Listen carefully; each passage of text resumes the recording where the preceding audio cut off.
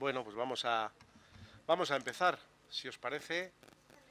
Ah, intentamos ser lo más puntuales porque la jornada, como todas las que organizamos en el centro, son intensas y hay que aprovechar al máximo este tiempo. A las personas que vayan incorporando, pues poco a poco iremos dándoles la bienvenida, pero en principio, lo primero de todo, agradeceros que estéis aquí tan puntuales a esta tercera jornada sobre evaluación de la eficacia en la intervención sociosanitaria y educativa en enfermedades raras.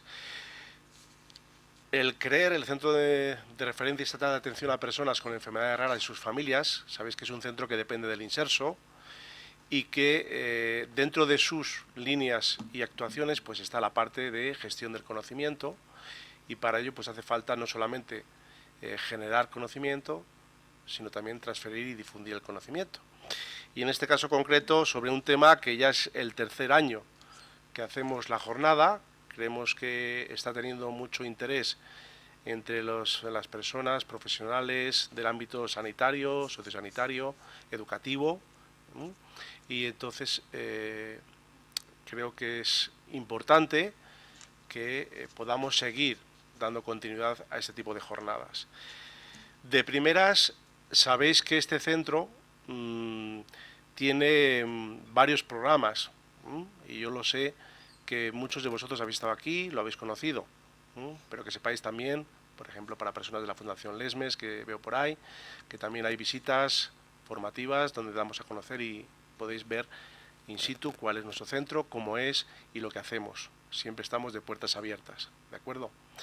Por lo demás, lo primero de todo, agradecer también a los ponentes, que ya la mayoría estáis por aquí presentes, a Joaquín Susmozas, a David Antonio Cano, a Aarón Fernández, a Ricardo Mariscal, a José Ramón Alonso, todas las personas que, gracias al área técnica de formación, liderada por Begoña Ruiz, y por supuesto, pues desde el ámbito educativo también Yolanda Edo, desde el ámbito documental Patricia Arroyo, pues han hecho posible que esta jornada se haga realidad.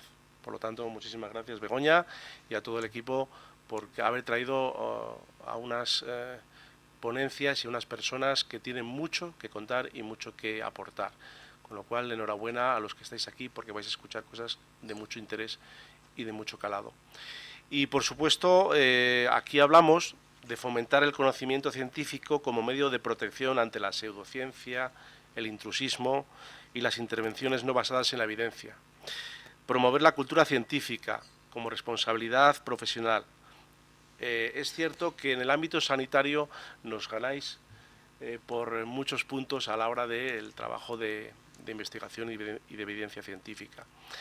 En el ámbito de servicios sociales tenemos todavía que trabajar mucho este ámbito y bueno, estamos en ello. El centro intenta ser también referencia en este ámbito y bueno, también hay que aprender un poco de todas las experiencias y de todas las realidades que conocemos en el ámbito nacional y en este caso por esta razón estar aquí.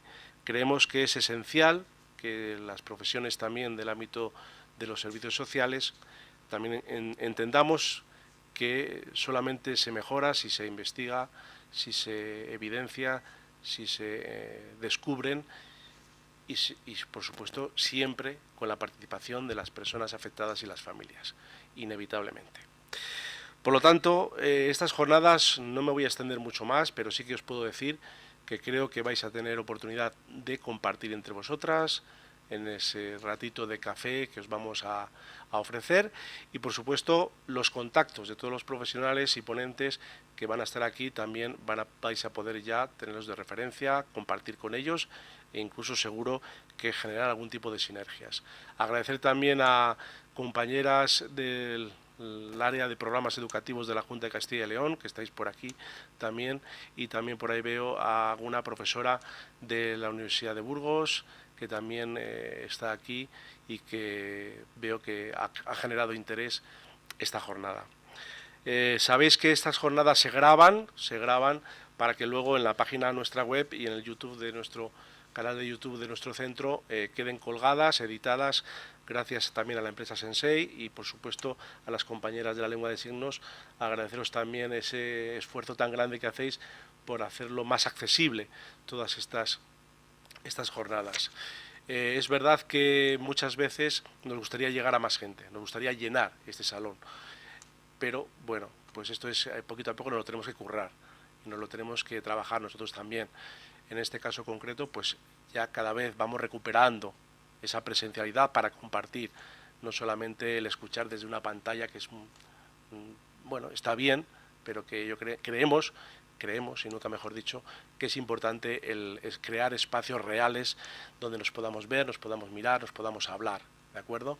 Así que también gracias por ese esfuerzo que desde el área técnica del centro hacéis para que las personas se acerquen, esa difusión tan bien organizada desde del plan de comunicación que hacemos con Patricia, la documentalista, y bueno, esperamos que pronto podamos seguir generando más conocimiento y que se conozca más, que eso también es otra de las grandes debilidades que yo creo que tenemos en el ámbito, en todos los ámbitos.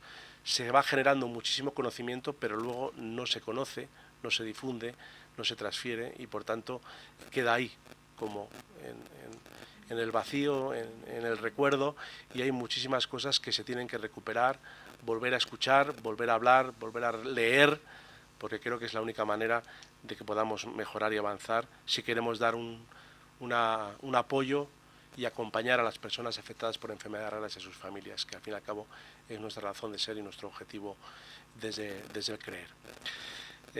Yo, sin más, no voy a entretenerme porque creo que los protagonistas son todos los doctores y profesionales que van a compartir y por supuesto libertad absoluta para preguntar cuando lleguen los momentos de las preguntas, preguntar, no os cortéis, no tengáis miedo, todas las preguntas son buenas. Lo que sí que os pediría es que cuando vayáis a hablar o vayáis a preguntar, si queréis, digáis vuestro nombre, digáis de dónde venís y así pues nos vamos conociendo un poquito más durante la jornada. ¿De acuerdo?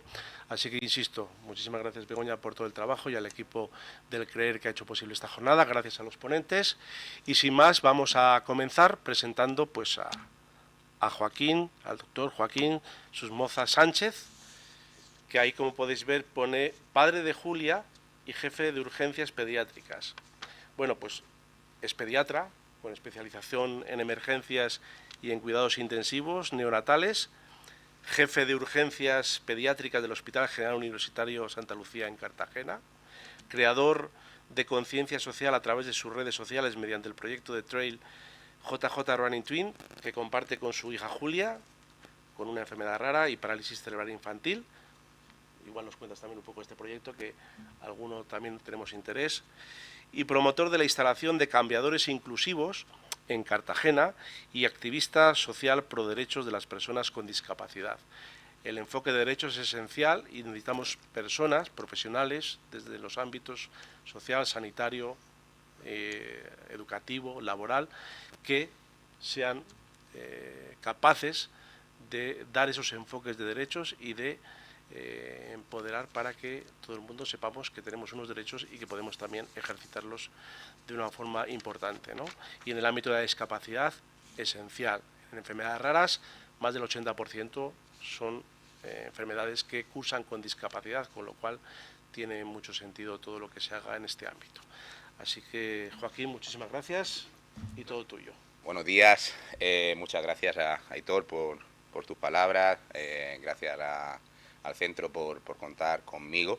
Fue toda una sorpresa porque bueno, soy realmente el padre de Julia, a pesar de que sea pediatra, sea el jefe. Yo desde hace 11 años mi título es padre de Julia. De hecho, cuando llamo a algún lado, oye, soy Joaquín Susmoza, ¿quién? El padre de Julia. Ah, vale.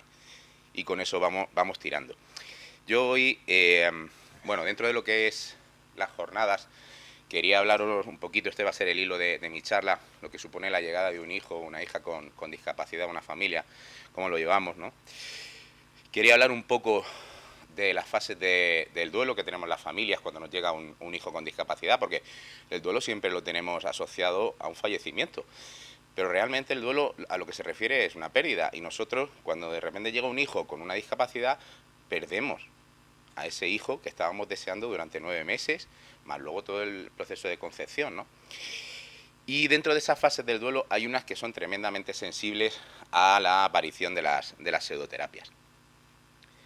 Ya que estoy en redes sociales, pues no estaría bien si no me criticara un poco.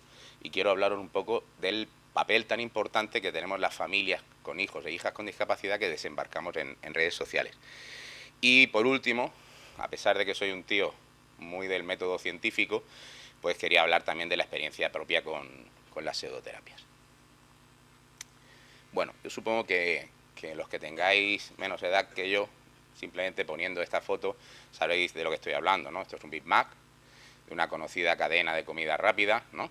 Es la foto que aparece en el anuncio, una foto con un pan perfecto, las semillas de mi hijo parece que la han puesto ahí milimétricamente, la carne está jugosa, el queso está fundente y la lechuga tiene un color verde perfecto. Nosotros vemos ese anuncio y decimos, venga, vamos a por esa hamburguesa que nos parece que va a estar genial. Cogemos nuestro coche, nos vamos al Macauto, pedimos, nos dan el blister y ¿cuál es nuestra sorpresa? Cuando de repente abrimos el blister y en vez de encontrarnos esta hamburguesa que estaba tan apetitosa, pues nos encontramos esta. Os reís porque sabéis que es verdad, ¿no? ¿Vale? ¿Y qué hacemos? ¿La tiramos otra vez?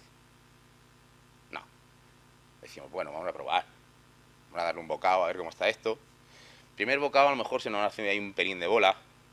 El segundo parece que nos va gustando un pelín más y al final nos las terminamos comiendo, incluso con las patatas, el McFlurry, lo que nos pongan. Pues esto es un poquito lo que nos pasa a las familias con discapacidad, que nosotros íbamos a por la hamburguesa del anuncio, pero realmente nos hemos encontrado con otra realidad totalmente distinta con la cual aprendemos a trabajar y esto es un proceso largo. El problema es que cuando nos dicen que tenemos un hijo con una enfermedad rara, como en nuestro caso, con una discapacidad, tú sales de la consulta del médico, que generalmente suele ser el que te lo comunica, y te encuentras como este tío. No sabes si tirarte ahí al pantano, no sabes dónde buscar, no sabes si hay asociaciones. Salimos con muy poquita información y te encuentras muy solo. Miras alrededor y no hay nadie que te sepa guiar hasta que entramos en un proceso de aprendizaje, sobre todo de dónde buscar los recursos. Y de repente nos convertimos de este señor, que era el yerno, ¿no? En el cual estábamos dentro del círculo de confianza, estábamos dentro del círculo de nuestra vida y nos convertimos en el suegro, en Robert De Niro, que nos dice, mira, esta es tu vida, pero tú ya no estás dentro de ella. Yo siempre lo comparo con esto. Mi mujer, Noelia, y yo, pues teníamos un castillo estos de princesas, de Lego, muy parecido al de Disney, en el cual pues entrábamos, salíamos, viajábamos, hacíamos muchas cosas juntos. Y de repente llegó Julia, y Julia llegó y literalmente le pegó una patada al castillo. Y entonces me lo convirtió en ese puñado de piezas de Lego que hay, y tuvimos que volver otra vez poquito a poco a hacer todo ese castillo. Pero esto pasa como con los muebles del IKEA, que al final siempre te sobra un tornillo o te falta otro. Pues esto es igual, tenemos que construir otro castillo distinto y con otras piezas. Algunas tendríamos que desecharlas para siempre y otras tendríamos que incorporarlas. Y es lo que nos va pasando también pues con familia, amigos, que muchos aparecen, muchos desaparecen. Porque al fin y al cabo yo iba por la del anuncio, a por la de la derecha. Y de repente pues me apareció Julia con su oxígeno, con su pelo en la frente por medicaciones, con su microcefalia, por su atrofia cerebral, con su más que clara afectación del neurodesarrollo. Y todo esto conllevó, pues como he dicho antes, un proceso de duelo. Un proceso de duelo que realmente son unas cuantas fases que yo he modificado un pelín y que implica un trabajo, implica una actitud proactiva de las familias en querer pasar de fase a fase, pero no siempre se consigue, no podemos decir, hay familias que se quedan estancadas. Una primera fase que tenemos que es de confusión, de desconcierto, cuando nos hablan que nuestro hijo tiene una discapacidad, pues no nos lo esperábamos, no sabemos de dónde viene. Es como cuando le das la larga a un conejo, pues te quedas con los ojos así y dices, pues a ver esto cómo lo vamos manejando. Cuando ya de repente empezamos a aterrizar un poco y nos vamos dando cuenta de las cosas, el siguiente paso es negarlo. Esto es muy peligroso, porque negar que tu hijo tiene una discapacidad implica negar que tiene una serie de necesidades, con lo cual suspendes por completo la búsqueda de ayuda, de apoyo. Y una vez que ya pues hemos dicho, vale, pues sí, parece que sí, empezamos en una fase que se llama de regateo. ¿Regateo con quién? Pues regateo con el plano científico, con el médico, con el terapeuta, con el logopeda.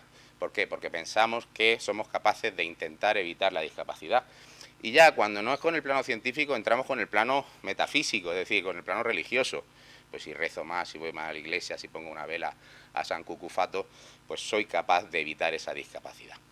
Y con el tiempo nos damos cuenta que no es así, que por más que hagamos no somos capaces de evitar.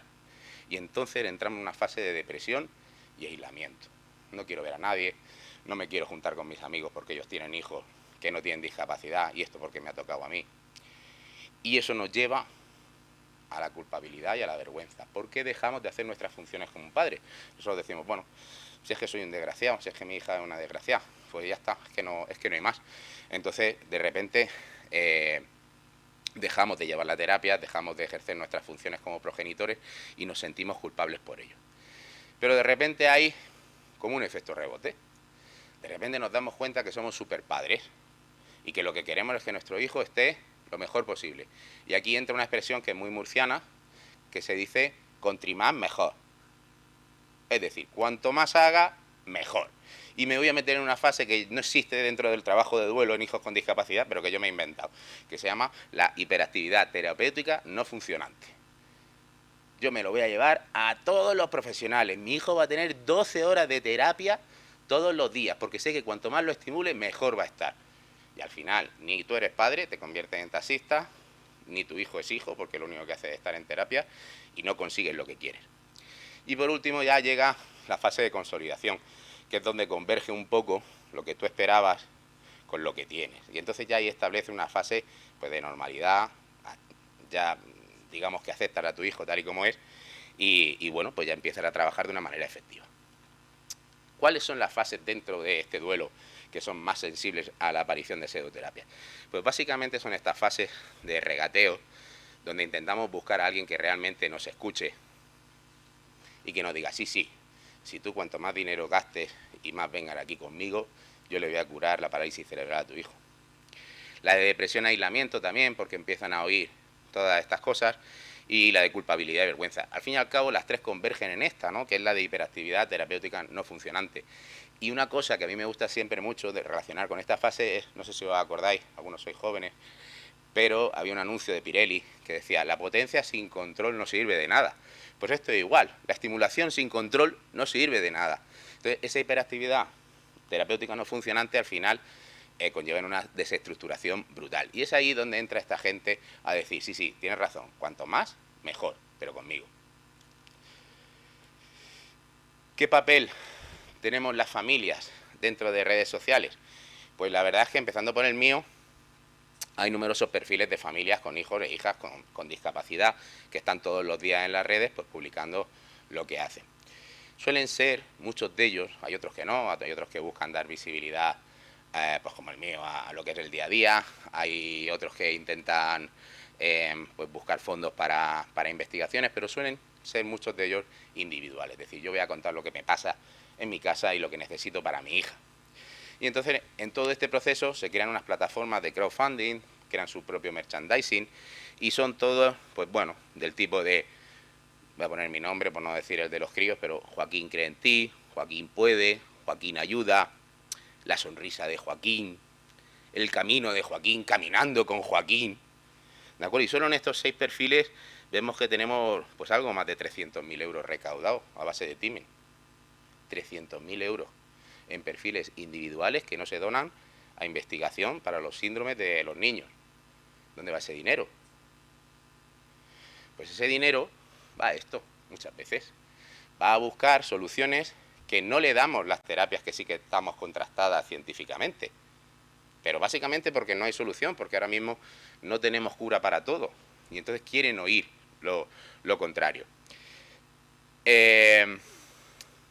Yo diría, pues bueno, son caras todas, ninguna vale 100 euros al mes, estamos hablando de miles y miles y miles de euros al mes, ninguna tiene evidencia y sobre todo una red flag súper importante que tenemos en estas pseudoterapias es que nos prometen resultados a muy corto plazo, cosa que nadie podemos garantizar hoy en día. Y además, ¿qué pasa con estas familias?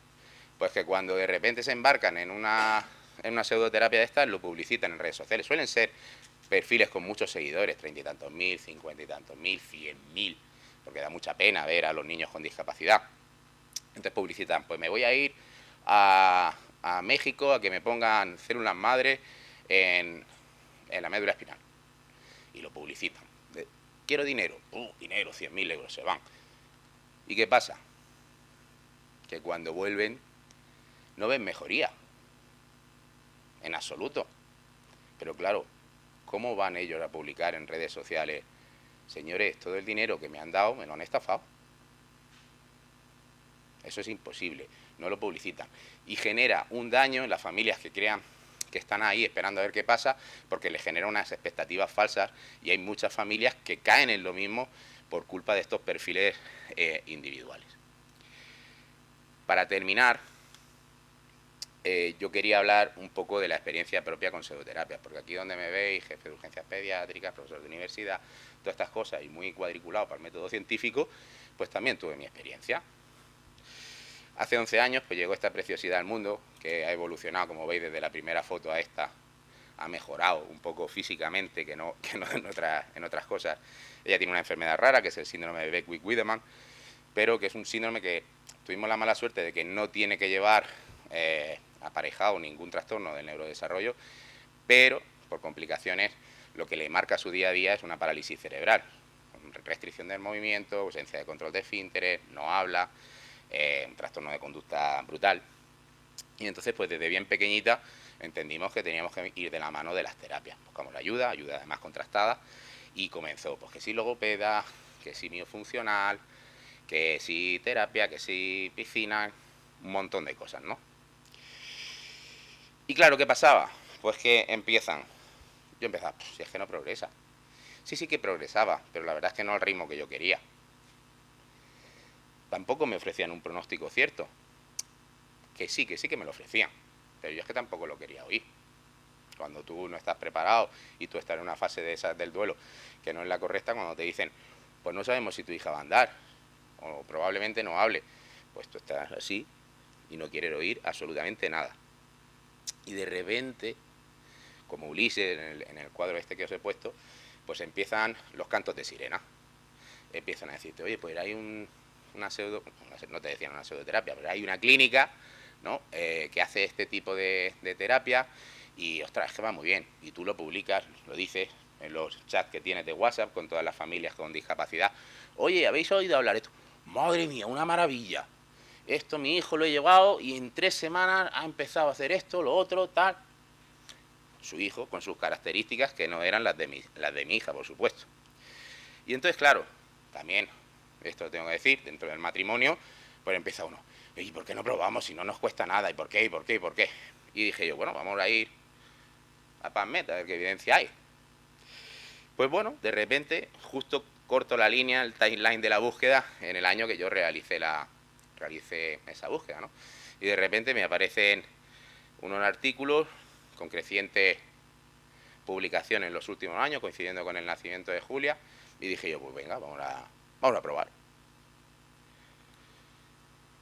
Y comenzamos una pseudoterapia. Comenzamos lo que se llama reorganización neurofuncional. Porque antes llamarlo como la que lo inventó, que era Padovan, pues resultaba un poco feo, ¿no? Pues nos cobraban 600 euros al mes por una sesión por semana. Red flag, muy caro, 45 minutos. 3 terapeutas se ponían con mi hija. De entrada ya nos ofrecieron administrar hormona del crecimiento. Menos mal que yo ya ahí dije, tranquilos. La niña, aunque le he puesto el emoticono, esta no es mi hija, una imagen sacada de internet, pero la cara de la niña cuando yo la llevaba difiere poco de la del emoticono. Eran 45 minutos de llanto continuo, porque se basaba en hacer flexoextensiones y rotaciones hacia un lado y hacia otro. De repente la colgaban de unas espalderas como si mi hija estuviera haciendo crossfit para ver si no andaba con las piernas y iba a andar con las manos. Pues no. Y ya por último, cuando ya decidí hasta aquí, de repente me la veo un día colocándole una bolsa de plástico en la cabeza a mi hija. A lo que le pregunté, ¿y esto? Y me dijeron, es que el aumento de PCO2 hace que se desarrollen las neuronas. Y yo dije, pues no. ¿Qué hice? Pues cogí mis apechusques, como esta señora que va aquí en el burro, cogí a mi hija y dije, me vuelvo a la senda de la evidencia científica. Y con el tiempo no lo había vuelto a hacer, pero gracias a esta charla lo he vuelto a hacer. Me he vuelto a meter en PubMed. Y he vuelto a buscar lo mismo que busqué en su día. Y fijaos qué efecto más bonito tiene. Es decir, al no generar evidencia, desaparecen las publicaciones. Ya nadie más habla de reorganización neurofuncional. De hecho, si miramos el número total de artículos, que yo creo que no sé si lo veis, pero desde el año 95 hasta el 2025 tenemos 36 artículos publicados. Ya que no sabes lo que hice el otro día, cuando hice la charla. Puse intervención temprana y pediatría. Acoté la búsqueda, para que no me digáis que os presento los resultados sesgados, acoté la búsqueda desde el año 95 hasta el 2025. Creciente evidencia, creciente número de publicaciones, y en el mismo periodo de tiempo donde los otros habían publicado 36 artículos, aquí teníamos 18.870 artículos. Por eso, Aitor, cuando tú decías que os tenéis que dar cuenta, yo creo que os habéis dado cuenta de que la evidencia científica e investigar, publicar, es el camino también para llegar a las familias y sobre todo a los profesionales. Y esto de darme cuenta y recoger amarras, en que pues se ha plasmado, en que se ha convertido, pues en establecer un tiempo eficaz de terapia, es decir, voy a quien sé que le va a generar un beneficio a Julia, y familiar, porque no gasto más tiempo del que tengo. Es decir, a mí también me gusta pasar tiempo con mi hija haciendo salvajadas, jugando, riéndome, aunque tenga su parálisis cerebral. Y disfrutamos muchísimo, y pues gracias a disfrutar he descubierto una cosa que le encanta, que es correr. Ella no corre, ella va en su silla, y nos hemos rodeado de un grupo de gente que, bueno, pues poco a poco vamos haciendo disparates en el monte, esas imágenes de una carrera de montaña que se celebró en octubre en la región, y bueno, pues se ha convertido en la primera niña con un 76% de discapacidad en coronar el Mulhacén, o en hacer una ruta con 3 miles el mismo día en Sierra Nevada. Y gracias a eso, pues bueno, estamos teniendo eco en redes sociales, y como ha dicho Víctor, pues hemos conseguido en Cartagena que se instalen cambiadores inclusivos para personas con discapacidad.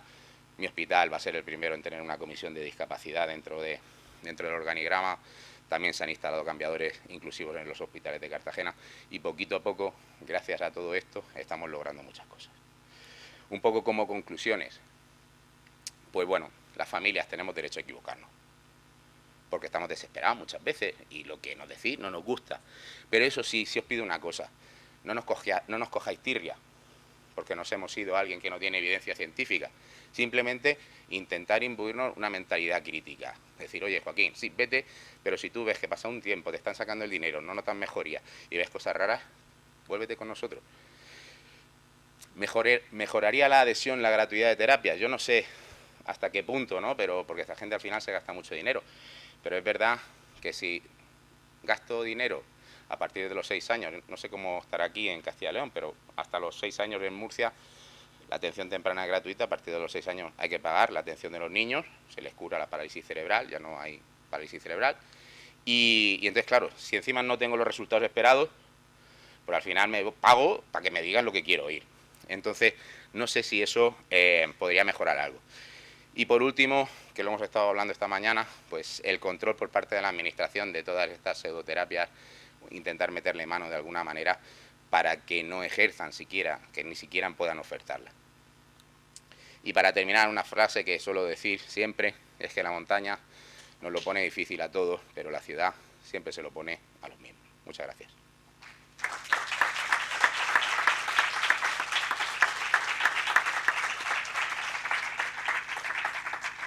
¿Seguimos? No, vente para Sí. acá. Vale. Me dicen que 5 minutitos porque seguro que os han sugerido algunas dudas, preguntas o aportaciones.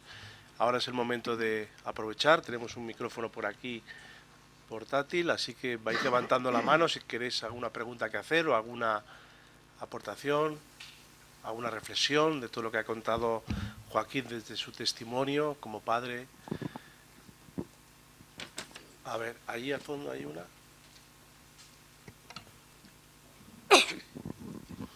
Hola. Hace mucho que no abro por un micro. Mi nombre es Isabel, soy docente en formación profesional en la rama de servicios a la comunidad. Soy interina. Y este curso me han tocado una serie de módulos que se han implantado recientemente relacionados con la perspectiva de género en la comunicación. Entonces, Joaquín, tu ponencia me parece extraordinaria. Me hubiera gustado poder traer aquí a todo mi alumnado de técnico en atención a personas en situación de dependencia, porque le gustaría mucho, y le aconsejaré a mis compañeras que llevan el tema que cojan la ponencia en streaming. Gracias. Pero me gustaría hacerte una aportación para que aún fuera un poquito mejor. Julia es tu hija, no es tu hijo. Hablas muchísimo en masculino y el masculino genérico es un sexismo lingüístico. Pues sí, llevas razón. Intento, ¿sabes lo que pasa? Que llevo mucho tiempo hablando del proyecto y entonces muchas veces por economía, por así decirlo, ¿no? Porque siempre he recibido no la misma crítica, sino al contrario, fíjate, quiero decir, teniendo en cuenta que los padres cuidadores somos rara avis, ¿no? Y que el 80-90% de las personas que se dedican al cuidado de aquellas que tienen discapacidad pues son mujeres, ¿no? Al principio siempre en redes sociales, lo podéis echar un vistazo, siempre me dirigía a mí en femenino, ¿no? Pues como en el caso de las enfermeras, que muchos enfermeros o matrones dicen que son matronas, ¿no? El problema es que, claro, había un 10% de padres que me decían, joder, Joaquín, es que tú eres un cuidador como nosotros. Ese 10% de cuidadores me lo reclamaban, ¿no? Entonces, claro, llega un momento en que lo que era ya no solo charlas, ¿no? Sino los posts de Instagram o de lo que antes era Twitter, pues es que se convertían en cuando un padre y una madre tienen un hijo, una hija, y algunos también me han hablado de la neutralidad. O sea, quiero decir, entonces ya, claro, aquello tiene unos caracteres y tenemos un tiempo. Entonces, sí que te doy la razón, efectivamente. Julia es mi hija, lo tengo muy claro, y de hecho, pues dentro de poquito tendremos problemas, tiene 11 años ya, tendremos problemas inherentes a que es mi hija y no es mi hijo. Pero bueno, nada mal, quiero decir que no ha sido algo intencionado y intentamos siempre tener esa perspectiva de género con la realidad que nosotros tenemos en casa y ya está, pero te lo agradezco. Venga, aprovechar este ratinín, alguna pregunta de estos chicos y chicas jóvenes de aquí adelante. ¿Tenéis alguna duda, alguna reflexión que queráis compartir de lo que ha comentado Joaquín? Bueno, pues nada, muchísimas gracias, Joaquín, y te seguiremos en redes con todo tu proyecto también. Un beso fuerte a Julia y a tus otras dos hijas. ¿Son hijos? Bueno, que tiene 3, ¿eh? O sea, que tienes un padre, vamos, Los pediatras que somos así. a full time, ¿no? Nos gusta llevarnos el trabajo a casa. Y continuamos con otra ponencia y la participación de David Antonio Cano González.